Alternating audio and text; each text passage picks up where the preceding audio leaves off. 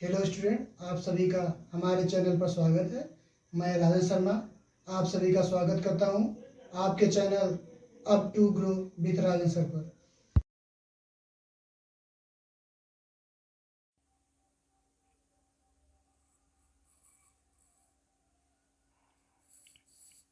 आज मित्र हम लोग चैप्टर 4 का प्रश्नावली 4.3 देखेंगे। अगर आप इससे पहले चैप्टर और प्रश्नावली नहीं देखे हैं तो आप जाइए और देख लीजिए। तो मित्र हम आज की क्लास को शुरू करते हैं। मित्र, किसी काम को शुरू करने से पहले भगवान का नाम लेना जरूरी होता है, जिससे आपका कार्य सिद्ध हो जाता है। तो हम भगवान को स्मरण करते हैं। ओम नमो भगवते वासुदेवाय नमः। तो आज की क्लास को हम शुरू करते हैं मित्र। तो मित्र आज की सवाल 4.3 है। तो देखिए 4.3,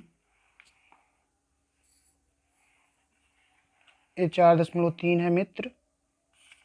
तो मित्र पहले आप समझ लीजिए उपसारणिक और सहखंड। उपसारणिक और सहखंड। तो उपसारणिक उपसारणिक को मित्र बोलते हैं इंग्लिश में उपसारणिक। उपसारणिक उपसारणिक को इंग्लिश में बोलते हैं माइनर। क्या बोलते हैं? माइनर। और वैसे क्या डिनोट करते हैं? यम से। और मित्र सहखंड। सहखंड। तो मित्र सहखंड को इंग्लिश में क्या बोलते हैं? कोफैक्टर। कोफैक्टर। और इंग्लिश में उसको क्या डिनोट करते हैं? सी से। इतना समझ गए मित्र। तो हम अपने अगली सवाल में बढ़ते हैं। देखिए आज की सवाल है, कहाँ गया? पहला सवाल बोला है निम्नलिखित सारणिकों के अवयवों के उपसारणिक एवं सहखंड लिखिए। तो हम पहले एक सवाल हम बताएंगे, एक आपका होमवर्क रहेगा, इसका एक बताएंगे, एक आपका होमवर्क रहेगा। समझे आप? और आप होमवर्क डेली कीजिएगा, करते रहिएगा, इससे आपका हैबिट अच्छा बन जाएगा। तो हम पहला सवाल हल करते हैं। पहले का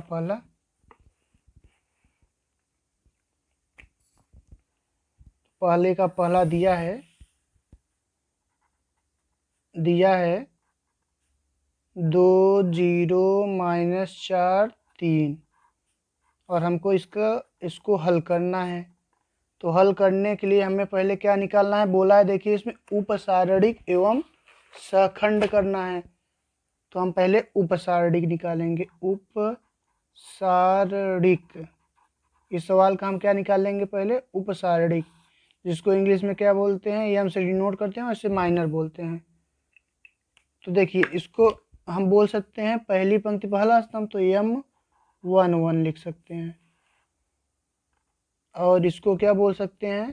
पहली पंक्ति दूसरा स्तंभ, तो M12। और इसको क्या बोल सकते हैं? M13, M21, M21 दूसरी पंक्ति पहला स्तंभ। और इसको बोल सकते हैं M22 दूसरी पंक्ति दूसरा स्तंभ। तो मित्र देखिए अगर हम पहली पंक्ति और पहला स्तंभ को बात करें तो इसको ढक लीजिए और इसको, तो यहाँ पे क्या होगा? 3। अगर ऐसे भी नहीं समझ में आता तो देखिए इस ए वाला हम देख रहे हैं पहली पंक्ति, तो इसके विपरीत कौन है? देखिए 3 है। इसके विपरीत कौन सा है? 0। और इसके विपरीत कौन सा है? -4। और इसके सामने वाला क्या है? 2। ये तो उपसारणिक हो गया। कितना सिंपल है। तो हम इसका सहखंड निकालते हैं। क्या निकालते हैं? सहखंड। तो सहखंड बहुत आसान है मित्र। सहखंड को हम कहाँ से डिनोट करते हैं? ए से। यहाँ पे ए कर दीजिए। सहखंड। सहखंड। सहखंड ए। तो हम क्या करेंगे? A11 A11 पहली पंक्ति पहला स्तंभ, पहली पंक्ति दूसरा स्तंभ, दूसरी पंक्ति पहला स्तंभ, दूसरी पंक्ति दूसरा स्तंभ। देखिए पहली पंक्ति पहला स्तंभ, दूसरी पंक्ति पहली पंक्ति दूसरा स्तंभ, दूसरी पंक्ति पहला स्तंभ, दूसरी पंक्ति दूसरा स्तंभ। तो मित्र इसमें बहुत कुछ करना है नहीं, हमने पहले भी बताया था पहला प्लस होता है, दूसरा माइनस, तीसरा प्लस होता है, चौथा माइनस। तो यहाँ पे पहला प्लस, दूसरा माइनस, तीसरा प्लस, चौथा माइनस। अगर ऐसे नहीं समझ में आता तो एक एक दो ये सम है इसलिए प्लस है, दो एक तीन एक विषम है इसलिए माइनस, दो एक तीन ये क्या हो जाएगा, ये भी माइनस होगा। जब विषम रहता है तो माइनस होता है। ये दो दो, ये दो दो चार क्या है, ये भी क्या होगा, ये प्लस होगा। समझे आप? तो यहाँ पे क्या हो जाएगा, यहाँ पे बस यही मान उतार लीजिए, 3 0 -4 2। तो यहाँ पे कितना होगा, 3, यहाँ पे 0, यहाँ पे 4, यहाँ पे 2, यही आपका आंसर। समझे मित्र इतना आप? अब इसका हम दूसरा सवाल देखते हैं, आप पहले का दूसरा कर लीजिएगा। तो मित्र दूसरे का दूसरा दिया है, दूसरे का पहला ही देखिए, देखिए दिया है 1 0 0 0 1 0 0 0 1। तो इसको मित्र हमें पहले क्या निकालना पड़ेगा, उपसारणिक। उपसारणिक, उपसारणिक को इंग्लिश में क्या बोलते हैं, माइनर, जिसको डिनोट करते हैं यम से। तो मित्र हम पहले क्या निकालेंगे, उपसारणिक। तो उपसारणिक निकालने के लिए हमें क्या करना पड़ेगा, देखिए ये कितने कोटि का अवयव हो, 3 × 3 कोटि का अवयव। तो हम इसको लिख देंगे, देखिए पहली पंक्ति पहला स्तंभ, दूसरी पंक्ति दूसरा स्तंभ, तीसरी पंक्ति, देखिए पहली पंक्ति पहला स्तंभ, पहली पंक्ति दूसरा स्तंभ, पहली पंक्ति तीसरा स्तंभ, दूसरी पंक्ति पहला स्तंभ, दूसरी पंक्ति दूसरा स्तंभ, दूसरी पंक्ति तीसरा स्तंभ, तीसरी पंक्ति पहला स्तंभ, तीसरी पंक्ति दूसरा स्तंभ, तीसरी पंक्ति तीसरा स्तंभ। इसको यहाँ पे लिख देंगे, पहली पंक्ति पहला स्तंभ, दूसरी पंक्ति दूसरा स्तंभ, तीसरी पंक्ति तीसरा स्तंभ, दूसरी पंक्ति पहला स्तंभ, दूसरी पंक्ति दूसरा स्तंभ, दूसरी पंक्ति तीसरा स्तंभ, उसके बाद तीसरी पंक्ति पहला स्तंभ, तीसरी पंक्ति दूसरा स्तंभ, तीसरी पंक्ति तीसरा स्तंभ। तो मित्र हम उपसारणिक निकाल रहे हैं। तो उपसारणिक निकालने के लिए मित्र क्या करना पड़ेगा, यहाँ पे मित्र ये कितना दिया है, देखिए मित्र अगर हम पहली पंक्ति पहला स्तंभ को निकालना है तो इसको ढक लीजिए, इसको, तो क्या होगा, एक एक कम में एक, 0 एक कम 0, तो 1 - 0। और मित्र अगला देखिए, एक इसको अगर हमें करना है तो इसको ढक लीजिए और इसको, तो 1 0 0 0, तो क्या हो जाएगा, 0 - 0। और यहाँ पे इसको अगर हल करेंगे तो इसको ढक लीजिए, इसको, तो 0 और 0 - 0। अगर इसको हल करना है तो इसको हल ढक लीजिए और इसको, तो 0 - 0। अगर हमें इसको हल करना है तो इसको ढक लीजिए, इसको ढक लीजिए, तो एक एक कम एक, 0 - 0, तो 1 - 0। अगर हम इसको हल करना है ये वाला, तो इसको ढक लीजिए, इसको, 0 - 0। अगर हमको देखिए दूसरी तीसरा पंक्ति पहला स्तंभ हल करना, तो इसको ढक लीजिए, इसको, 0 - 0।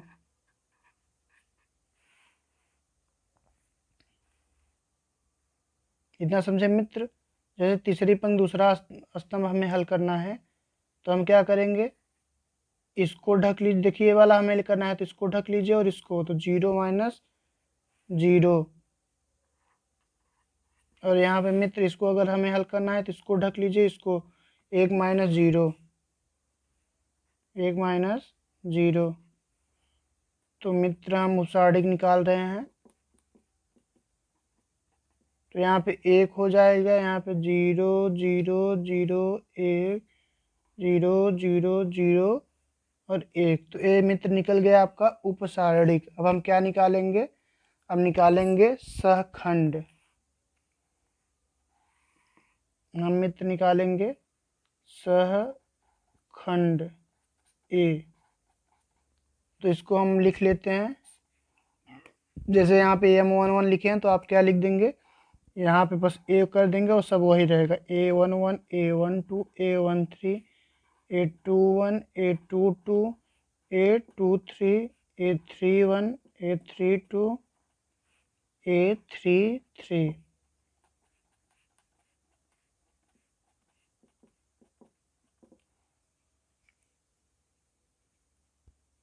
तो मित्र हमने बताया था वही सम विषम वाला आप पहले करिए। तो ये प्लस होगा, एक एक दो, तो ये क्या होगा प्लस, ये माइनस होगा, दो एक तीन, तीन एक चार, ये क्या होगा प्लस होगा, दो एक तीन, ये माइनस होगा, ये होगा दो दो चार, ये प्लस होगा, दो तीन पाँच माइनस, तीन एक चार, तीन एक चार क्या होता है प्लस होगा, तीन दो पाँच माइनस, तीन तीन छः प्लस होगा।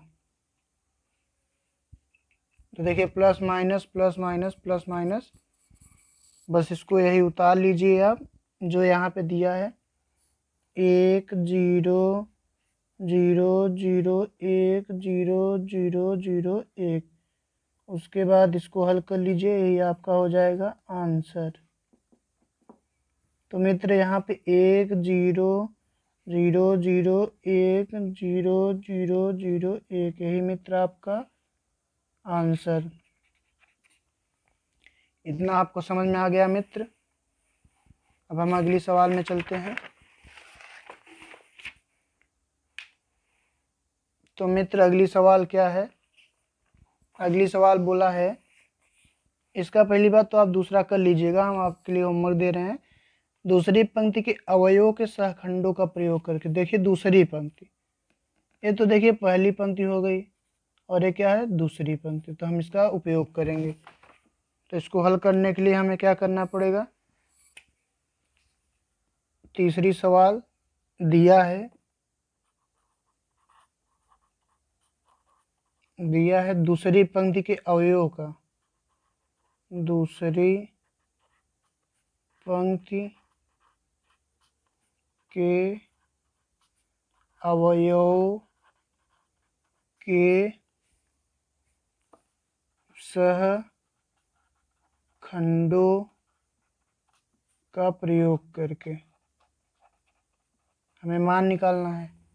तो देखिए क्या दिया है, त्रिभुज का इतना दिया है, त्रिभुज बराबर 5 2 1 3 0 2 8 1 3 का मान ज्ञात करना है, का मान ज्ञात करना है। देखिए मित्र इसको हल करने के लिए कई मेथड है, लेकिन आप सिंपल मेथड देखिए जो आगे भी काम आएगा। तो मित्र बोला है देखिए दूसरी पंक्ति, पहली बात तो ये पहली पंक्ति हो गई, ये हो गई दूसरी पंक्ति, तो इसको बोला है, तो इसको हम कैसे हल करेंगे। तो दूसरी पंक्ति का बोला है, तो आप एक सूत्र होता है, देखिए इसको सूत्र हम कैसे बनाएंगे, लिख दीजिए सूत्र से। तो ये क्या है दूसरी पंक्ति और पहला स्तंभ, तो हम इसको लिख सकते हैं ना ऐसे, A21 दूसरी पंक्ति पहला स्तंभ, देखिए दूसरी पंक्ति पहला स्तंभ, उसके बाद इसका कैपिटल लेटर लिख दीजिए A21, उसके बाद ये दूसरी पंक्ति दूसरा स्तंभ है तो A22, इसका कैपिटल लिख दीजिए A22, उसके बाद ये तीसरी पंक्ति दूसरी पंक्ति तीसरा स्तंभ है तो यहाँ पे A22, यहाँ पे A22। तो हम इसको हल कैसे करेंगे, देखिए ये दो है तो यहाँ पे दो लिख दीजिए, और A21 तो देखिए ये दो हमने लिखा, उसके बाद ए ढक लीजिए, देखिए ये वाला हमने ढक लिया, और ये वाला 3 त्रिक्का 9 2 और 16, 3 त्रिक्का 9 2 और 16, और देखिए 2 1 3 होता है, पहले इतना समझिए तो हम बता रहे हैं आगे। फिर क्या होगा, यहाँ पे प्लस लिख दीजिए, यहाँ पे जीरो है तो जीरो हो जाएगा, जीरो का कुछ भी करेंगे तो जीरो ही होगा। तो A22 के लिए इसको ढक लीजिए, इसको, तो 3 बचे 15 8 एक कम 8, तो 15 माइनस 8, और यहाँ पे मित्र +1, तो मित्र इसको ढक लीजिए, इसको 2 पंचे 10 और एक तिक्के 3। तो मित्र देखिए देखिए आप, हमने बताया था 2 1 3 है तो ये माइनस है, अगर ये विषम है तो यहाँ पे माइनस हो जाएगा, और यहाँ पे 2 2 4 तो ये क्या है, प्लस ही रहेगा। उसके बाद ये भी क्या है, दूसरी पंक्ति तीसरा स्तंभ था ना मित्र, यहाँ पे देखिए ये होगा तो ये भी माइनस हो जाएगा। इतना समझे मित्र आप। देखिए 16 में से 9 गए 7, -2 तो यहाँ पे क्या हो जाएगा, यहाँ पे -2 गुणित -7, यहाँ पे 0 हो जाएगा, यहाँ पे होगा 10 में से 3 गया -7। देखिए यहाँ पे हो जाएगा -7, तो यहाँ पे होगा 7 दूनी 14 -7, तो यहाँ पे कितना हो जाएगा 7 आंसर। इतना समझ गए मित्र। अब मित्र हम अगली सवाल पे चलते हैं। अगली सवाल मित्र दिया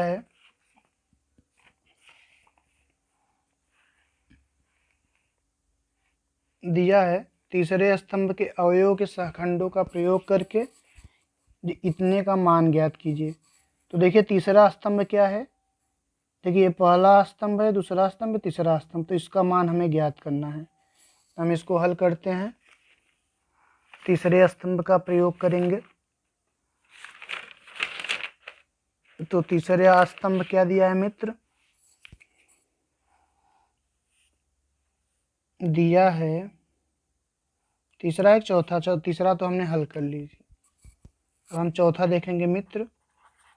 चौथा, तीसरे स्तंभ के अवयव के सहखंडों का प्रयोग करके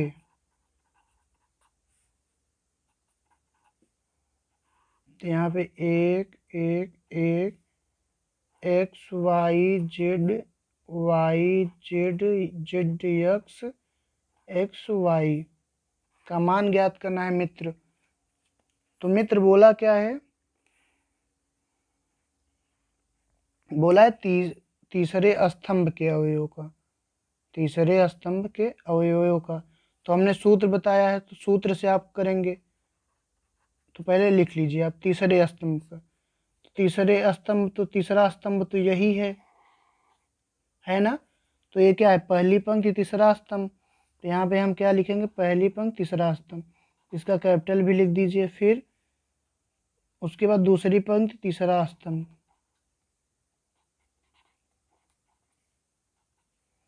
और यहाँ पे तीसरी पंक्ति तीसरा स्तंभ। अब इसको हम,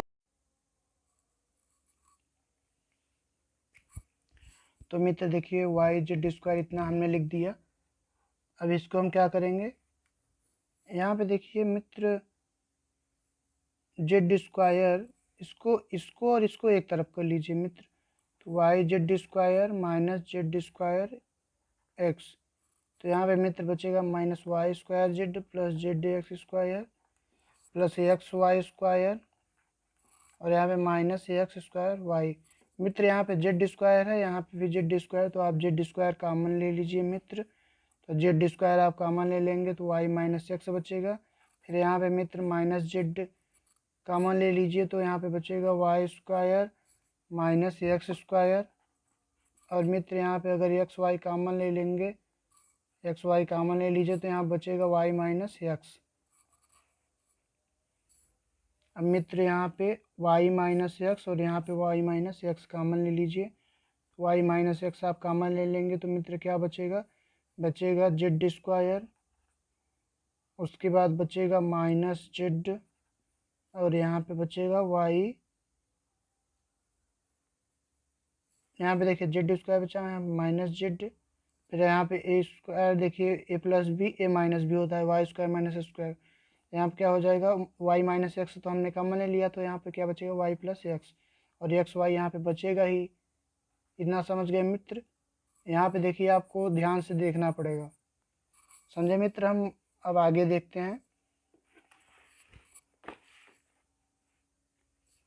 तो मित्र क्या था वाई माइनस एक्स, और यहाँ पे क्या हो जाएगा जेड स्क्वायर, जेड का गुणा कर दीजिए तो minus Z Y minus Z X plus x Y. यहाँ पे क्या हो जाएगा मित्र Y minus X Z square minus, इसको भी यहाँ पे लिख दीजिए Z X minus Z Y, यहाँ प्लस एक्स वाई। तो मित्र हम इसको आगे देखते हैं वाई माइनस एक्स, यहाँ पे जेड कामन ले लीजिए मित्र, तो जेड जेड माइनस एक्स, यहाँ पे मित्र माइनस वाई कामन ले लीजिए तो होगा जेड माइनस एक्स। तो मित्र यहाँ पे वाई माइनस एक्स और यहाँ पे क्या हो जाएगा देखिए Z minus X Z minus x, तो यहाँ पे जेड माइनस एक्स, यहाँ पे जब बचा क्या जेड माइनस वाई। मित्र तो यहाँ पे देखिए आप आंसर तो ए भी सही है, आपका ए वाला भी आंसर एकदम राइट है 100%, लेकिन आंसर जो आंसर प्रश्नावली वाले बुक में आ रहा है, मतलब जो किताब में दिया है, तो यहाँ पे दूसरा दिया है। तो आप इसमें अगर माइनस कामन ले लेंगे तो यहाँ पे क्या हो जाएगा एक्स माइनस वाई, और यहाँ पे जेड माइनस एक्स, और अगर यहाँ पे माइनस कामन ले लेंगे आप तो वाई माइनस जेड हो जाएगा, और माइनस माइनस प्लस हो जाएगा तो क्या हो जाएगा यहाँ पे x minus y, y minus z और जेड माइनस एक्स, यही आपका आंसर। इतना समझ गए मित्र। अब अगली सवाल देखिए मित्र, अगली सवाल दिया है यदि डेल्टा बराबर ए वन वन इतना तो ए आई जे का सहखंड ए आई जे हो तो डेल्टा का मान निम्नलिखित रूप में व्यक्त कीजिए। देखिए मित्र हमने सूत्र बताया है कि देखिए अगर ए वन वन है तो इसका भी कैपिटल ए वन वन होगा, ए तो होगा नहीं, ये गलत है, ए वन वन होगा तो इसका ए वन वन ए सही है। देखिए उसके बाद देखिए ए वन टू